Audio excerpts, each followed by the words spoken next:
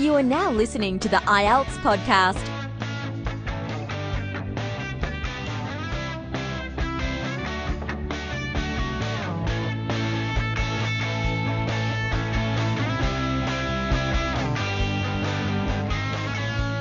How to describe a line graph for IELTS. Hello there, welcome to this new episode. Just finished recording. This is a really good episode because we're going to go into some great detail how to describe a line graph for academic task 1, and you're going to get the instructions, the structure and some phrases to use, and of course some tips. First of all, I've got some information for you. 5 things you can do to increase your chances of passing the IELTS exam. Number 1, sign up for free weekly tutorials and awesome practical guides. So go to the website IELTSPodcast.com and sign up. You get lots of information there. Another thing, fill your phone up with the podcasts or the MP3s and listen to them constantly, all the time, on the bus, when you're having breakfast, when you're waking up. Fill your head up with this information. Not only are you going to be practicing English, you're also going to be getting lots of practical advice to help you get through, to help you achieve the grade that you need. Subscribe to the YouTube channel as well. That's a massive help because you can usually see the words in front of you and you can associate sounds with the words you see and start increasing your comprehension levels and improving your pronunciation if you're repeating it as well. Another thing is subscribe in iTunes, get all the podcasts there as well, and if you've got time, leave me a review. So let's get to it. Now, part 1 is how to describe a line graph. We're going to look at what you need to do on the exam day, how to group the information, what to do for your introduction, what to do for your summary, and then the 5 tips. Then the second part, we're going to look at what you need, which would be good control of the of transferring it from the active to the passive voice. You need a good control of adverbs. There's a big list of verbs, some nouns. Then you've got some phrases for the introduction, some phrases for summaries, and some phrases for describing change. And you'll also get an exercise. So if you don't have a pen and paper with you, go and grab one now because it'll be definitely beneficial. Let's get cracking. So decide what will be in each paragraph. Okay, this is what you need to do. You need to group the information. Now, you can't see it, of course, because you listen to the podcast. However, if you go to the website, you'll be able to find the post, go to podcast number 66, and you'll be able to see all the graphic information. You'll be able to see the whole presentation. But there's a graph I'll be using to describe as an example, and it's basically UK supermarket sales between 2001 and 2009, okay, in £1,000,000 sterling. And I'll just briefly describe it. There's 5 lines, each one representing a supermarket: Sainsbury's, Tesco, Asda, Morrison's and the Co-op. Now, in this stage, when you see the graph, what you need to do is group it, okay? And I recommend doing 4 paragraphs in total. 1 for your introduction, 1 for your main body paragraph number 1, then main body paragraph number 2, and then for the conclusion, a final paragraph. Now, when you're grouping the information, I'm telling you about the grouping the information first, because when you're in the exam room, what you need to do is get a solid plan together and then follow the plan. So I always recommend that you plan your essays, you plan your body paragraphs, get a rough idea about what you're going to do, and then when you start writing, you start off with your introduction, which I'll tell you how to do in a second. Then you transfer your notes from your plan, body paragraph 1, body paragraph 2, and then you stick in your conclusion. So that's why I'm describing, that's why I'm trying to teach you now how to group the information. So with the graph I can see in front of me, there are two companies that represent more or less similar evolution. So in the first paragraph, I'm going to talk in detail about these two, because they're the ones that have basically just increased all the way. And then in the next paragraph, I'll talk about the second grouping, which is the ones which haven't done as well, which have leveled off and just remained stable for the second part. And I'll mention one, which is the exception, the co-op, which rose, stabilized, and then sank or leveled off. So I get the rough plan in front of me, okay? Then I keep it apart, and then I go straight into the introduction. So for the introduction, what I strongly recommend you do is you write one sentence that describes the graph and the general idea. So in this case, if I describe the graph, I'll say the line graph clearly shows the evolution of, the line graph shows the sales of 5 UK supermarkets between 2001 and 2009. Now that's one description, but what I recommend is that you do both, where you describe what the graph is and the general idea of what the graph is trying to communicate. So this is another introduction you could use. From the line graph, it is clear that the majority of the UK supermarkets saw sales grow over the 10-year period. And that's general, it's almost like a summary. But I've also described what the actual graph is showing. So just to summarize, describe what the graph is, what it's showing, and what it's trying to describe as well. Okay, now sometimes you won't be as fortunate and you'll get one that just has lots of different data and there's no clear pattern. So you just basically say that. You can say, from the line graph, it is clear that there is no constant pattern with regards to student enrollments in the United States over the period shown, or over the 50-year period. And I describe what's roughly on both axes, what the graph is showing, the actual subject of the graph, in this case the companies, or in the other case the students, the enrollments, and what it's trying to describe. Now then, and now for your summary, then do pretty much the same, but you don't have to describe, of course, the graph, but you can go into a little bit more detail. Now in this case, what I would say is I would go in and mention the major players. Not all the major players, but, well, it depends on the graph. Here I've only got about 5, so I can mention them all. If I had more, I would probably say, I'd probably just group them and say the northern countries, or the let's see, the majority of the western suppliers, or whatever. Okay, in this case, because I've got 5, I can go into a little bit of detail and basically summarize each one. So here I'll say, overall it is clear that Tesco and Sainsbury's increased sales the most, followed by Asda and Morrison's. The Co-op undoubtedly performed the worst. So just to quickly summarize what we do, this is the process. Step 1, identify the information, group it, and start planning your body paragraph 1 and 2. Write a rough plan for each one. Step 2, write your introduction. Describe briefly what the graph is and the general idea.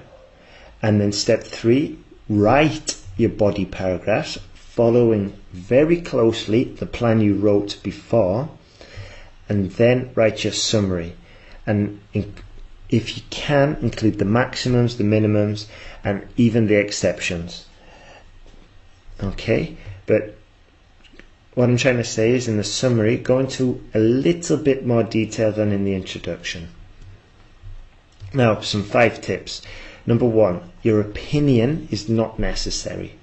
Maybe you know the reason why the sales fell or why gold prices increased, but do not mention it. It's not necessary, because what you have to do is a purely objective task, which is describe the bar chart in front of you. Check to make sure the subject and the verb agree. That's a very common problem. Avoid basic words, big, small, good, bad. Words like these. We can usually use more sophisticated vocabulary. Unlike your IELTS Task 2 essay, you do not need a topic sentence in the introduction. You just need to do it like I said before. And in the final paragraph, this is your summary paragraph, not your conclusion. So do not use to conclude.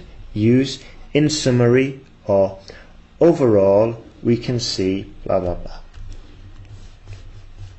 Now then, let's have a look at the grammar you would need, and the verbs and the nouns and all the rest of it. So, first of all, a good skill to have to show that the examiner, you know a variety of structures, is to transform the words, the sentences from active to passive.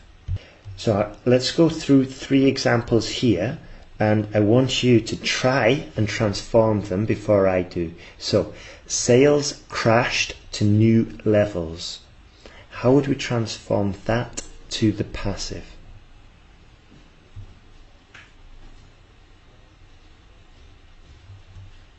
We would say there was a crash to new levels in sales. Now, if we wanted to change the sales rose quickly, how would we change that? We would say there was a quick rise in the sales, or quick rise in sales. Another one, employment fell drastically.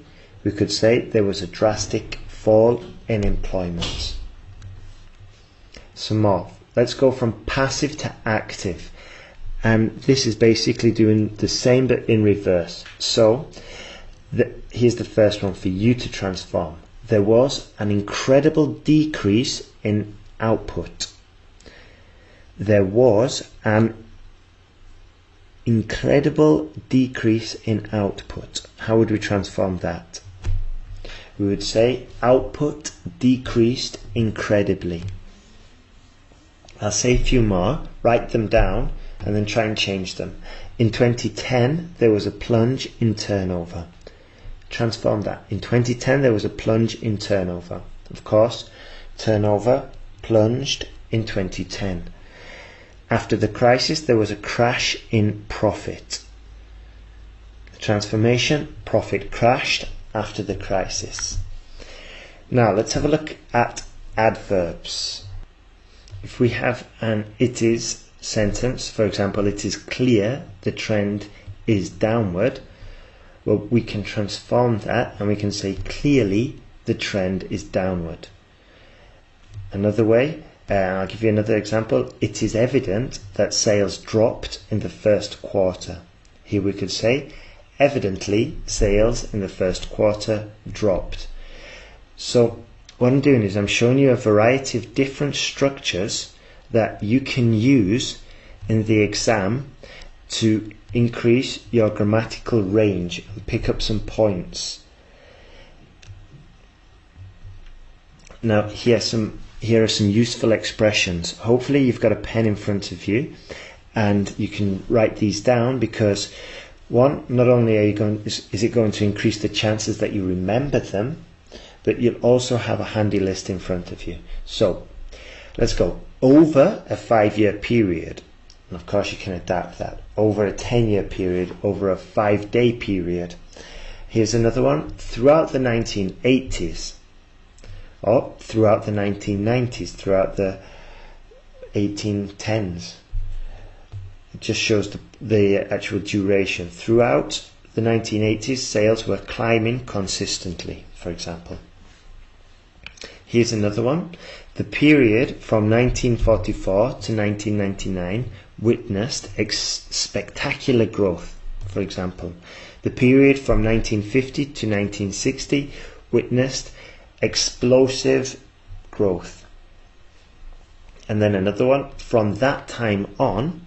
So we could have said in July sales fell, and from that time on they continued to fall until May.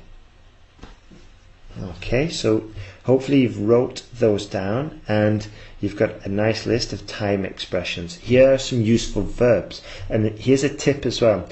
Get used to using these verbs and learn the past of these verbs, the past form. For example, sink, sank, sunk. Yeah, and fall, fell, fallen. For the ones that describe a down form, a negative action, we've got plunge, crash, tumble, sink, fall, drop, decline. And once again, we're just improving the lexical resource. So write them down and try and incorporate them in the next essay you write. Plunge, crash, tumble, sink, fall, drop and decline. And then some verbs that describe a stabilization. We've got stabilize, remain stable, remain constant, level off, and then one describes the opposite, fluctuate. And we can also say fluctuates violently. That's a nice little collocation there. And then we've got the positive verbs, the verbs to describe upward trends.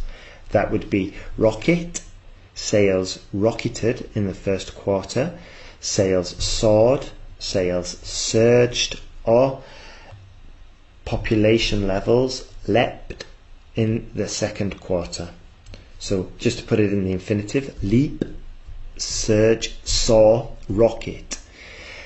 Now, if you're using a strong verb like rocket, soar, or surge, or leap, we do not need to modify it. So we do not need to say skyrocketed or rocketed upwards. It's sufficiently clear by just using these verbs. Let's have a look at some phrases to use for the introduction. Also write these down and start incorporating them in your essays. From the graph, it is clear, as can be seen from the line graph, as is shown by the table, as is illustrated by the pie chart. So 4 quite generic sentences that we can use in the introduction, and we can use them in the exam room, and we start writing and we do not get any of the mind block or mind goes blank, because you start writing straight away. Here's a list of phrases to describe the change. Write these down as well. It'll help you remember them. The number of consumers decreased tenfold. The number of consumers decreased tenfold. Sales doubled to reach 55% of the total in 1923. Sales doubled to reach 55% of the total in 1923. Production stood at the same level in the following century. The influx of new competitors remained constant. The steady decline was maintained throughout the 1980s. The steady decline was maintained throughout the 1980s. Internet traffic practically doubled. Internet traffic practically doubled. So what I'm hoping you are doing is writing these down, and hopefully you'll be able to see how that you can link them with the time phrases. For example, internet traffic practically doubled throughout the 1950s. Or internet traffic practically doubled from 1980 to the year 2000. Okay? Now, here's a very good exercise to do, which will help you improve your listening and will help you get to grips with some advanced vocabulary and sentence structure. So I want you to now, instead of writing, well, you can write as well, it might help you, but I want you to draw the actual line graph that I describe. It's only a small graph, maybe it's about 5 centimeters by 5 centimeters. Pretty simple. And you can go to the website, put IELTS Podcast 66 line graph into Google, find the blog post, and then check your drawings with the drawings of the blog post. So here's the first one. The price reached a peak before falling a little and then maintaining the same level. Here's a good tip. Draw it as you hear it. The price reached a peak before falling a little, then maintaining the same level. Next one. The sales of our products fell slightly in the final quarter. The sales of our products fell slightly in the final quarter. The value of the shares has shown a steady decline. The value of the shares has shown a steady decline. Sales fluctuated violently, then leveled out towards the end of the period. One more time. Sales fluctuated violently, then leveled out towards the end of the period. The investment levels rose suddenly after an initially flat period. Next one. The research and development budget grew sharply, then steadied briefly, only to resume climbing in the final quarter. One more time. The research and development budget grew sharply, then steadied briefly, only to resume climbing in the final quarter. The sudden collapse in share prices came shortly after June. The sudden collapse in share prices came shortly after June. There has been a steady increase in costs over several years. There has been a steady increase in costs over several years. So hopefully you wrote out every single description. If you didn't, maybe you could go back, listen to those again and write it out, and then try and draw the description which corresponds to your written description. Sorry, try and draw the graph which corresponds to your written description. So here are the answers. This is for the video. You can see the answers. If not, you'll have to just go to the blog post. Sorry about that. No point trying to describe it. By the way, you'll probably notice that all of these descriptions and exercises that I'm talking about today is all financial vocabulary. And the reason I decided to do the whole podcast using financial vocabulary is because there is an increased chance that you're going to hear the same words once, twice, 3 times. So it'll help you remember it, and you'll get some topic-specific vocabulary related to finance and economics. Right then. So that's the end of this podcast and video. There's just 5 more things you can do to increase your chances of scoring high. I said them at the beginning. First one, go to the podcast, sign up, and you get a free PDF there, 20 Band 9 IELTS Task 2 essays and about 250 IELTS Task 2 questions. The second thing you can do is fill up your phone with the free podcasts. Just absolutely fill it up and just listen 24/7 for breakfast, for dinner, when you're on the bus, when you're at university, whenever. Just make use of that dead time. Third thing, subscribe to the YouTube channel so you get to stay up to date with anything new, any new videos, tutorials. Subscribe to the iTunes podcast, which you've probably done. And if you don't mind, could you leave me a nice big fat 5-star review? Well, yeah, if you're not going to leave a 5-star one, don't do it. I don't mind, whatever. Just please, I'd prefer a 5-star one, of course. And final thing, if you're having some difficulty, remember you can just shoot me an email, IELTSPodcast@gmail.com, and I'll respond. Okay? And just tell us what the biggest difficulty is.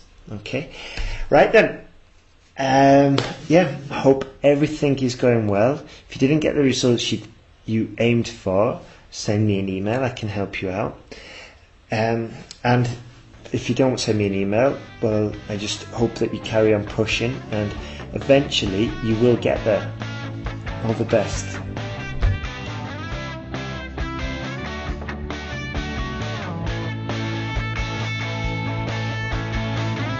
Thanks for listening to IELTSPodcast.com.